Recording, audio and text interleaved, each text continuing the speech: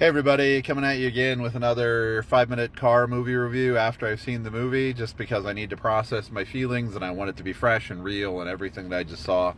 I just went to see the movie Real Pain. Wow. If you aren't going to go see this movie, make it a priority. It's everything. The performances, Jesse Eisenberg, Kieran Culkin, a surprise performance by Jennifer Grey. I didn't know she was in the movie. I'm so happy, and she's so wonderful. She's always been so wonderful, and here she is again. And Jennifer Grey, if you ever watch this, wonderful.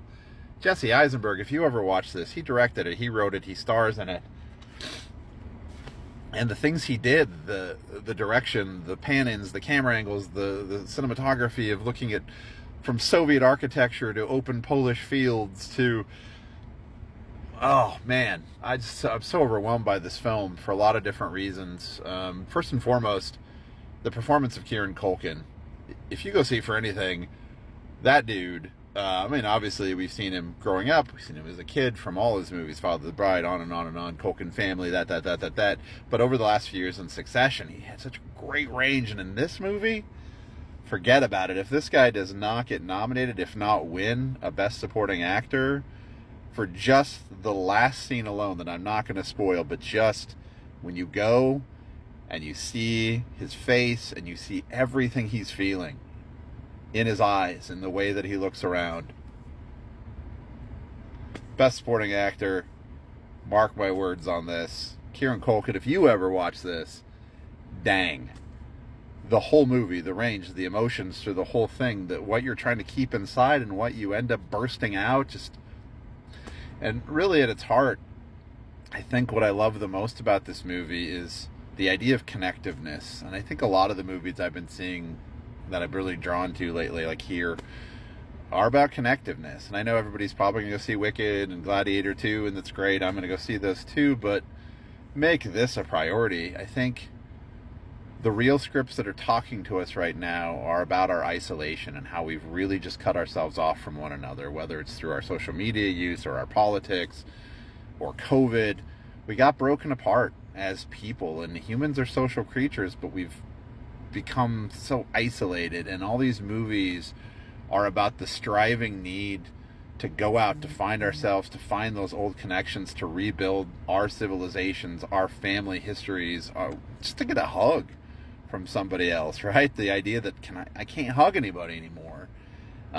Family distance, family separation, families not talking to one another, especially as we get near the holidays and everything that's been going on.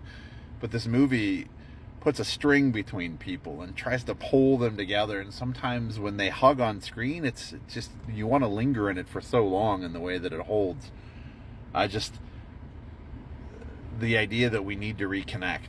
And I think these movies are the movies that are speaking to our time, like this. And a lot of it, too, is, as a history teacher, I've seen so many places in the world with such history of violence. And in this, they're in Poland doing a Holocaust tour, and they go to concentration camp. A couple summers ago, I took students to Auschwitz in Poland.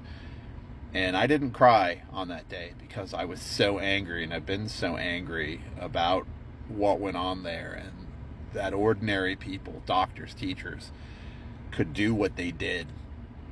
And for the first time while I watched this today, and they just took you through in silence, I cried. I cried for the room with the hair. I cried for the red shoe of the fancy pump that they took from a woman and leave, and it's in that museum. And the connection of that, and just I think about when I've been to Plaza Mayor in Spain, where the Spanish Inquisition took place, and the Concierge in Paris, where the guillotine was, such violent places. But what's always given me hope, and they talk about it in the film too, like, why don't we feel this all the time? I do when I go to these places, but what I really feel when I go to these places, I look around where this hate and vitriol and blood and humans' worst conditions to each other took place. Today, there are people just sitting there laughing, hugging, eating ice cream, and still they eat ice cream. Evil does not win. Bad does not win, because in the end it loses, and humans go on. We go forward. We make connections, and we strive to be better. And this movie, so many feelings, so much emotion. I'm running out of time on this, but Go see this movie. Go see it. You will not be sorry. It is an emotional journey, and the people who created it, Jesse Eisenberg, everybody, everything that's in it, I can't even go into all the stuff. Leave a stone for this movie. You will get it when you see the film. Thank you.